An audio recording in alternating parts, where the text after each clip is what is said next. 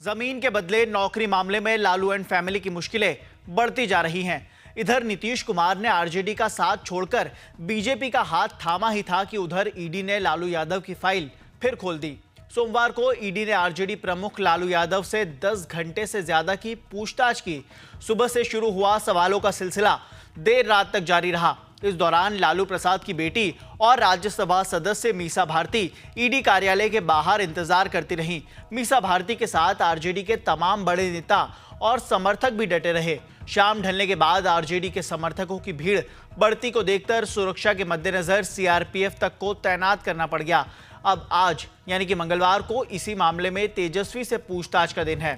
दरअसल ईडी के समन के बाद सोमवार की सुबह करीब 11 बजे लालू यादव जमीन के बदले नौकरी मामले में पूछताछ के लिए ईडी दफ्तर को निकले। उनके साथ बेटी मीसा भारती भी थी। जब तक लालू बैंक रोड पर ईडी दफ्तर के बाहर पहुंचते, उससे पहले ही आरजेडी नेता और समर्थकों की भीड़ वहां जुट चुकी थी। अपने नेता को वहां आते देख कई समर्थक को तो कार के आगे ही लेट गए।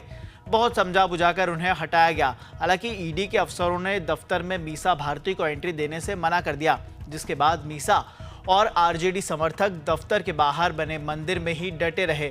ईडी के सूत्रों की माने तो जमीन के बदले नौकरी मामले में लालू प्रसाद से पूछताछ के लिए ईडी की टीम ने करीब 60 सवालों की एक लिस्ट तैयार की थी, जिसे बारी बारी से लालू प्रसाद के सामने रखा गया। कुछ सवालों के जवाब तो लालू प्रसाद ने दे दिए, जबकि कुछ जवाबों में उन्होंने ये कहकर टाल दिए कि उन्हें याद नहीं।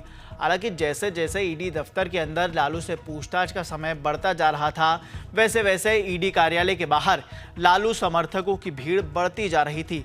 शाम ढलते ही सुरक्षा कारणों से ईडी दफ्तर के बाहर सीआरपीएफ जवानों की टुकड़ी को तैनात कर दिया गया, जिसके बाद आरजेडी समर्थकों के बीच लालू प्रसाद की गिरफ्तारी को लेकर संशय होने लगा।